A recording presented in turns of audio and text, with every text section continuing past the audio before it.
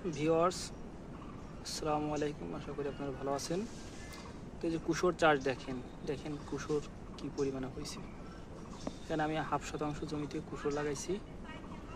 0.5 শতাংশ বেশি হবে, 1 শতাংশ জমি। তো 1 শতাংশ জমিতে প্রায় আমার 200 থেকে 250 কুশোর হয়েছে। দেখেন ভিউয়ার্স, কুশোর বেড়ে গেছে। আমি হাট বাজার থেকে মাত্র 40 টাকায় 40 পিস কুশোর কিনেছিলাম। একদম চিকন কুশোর।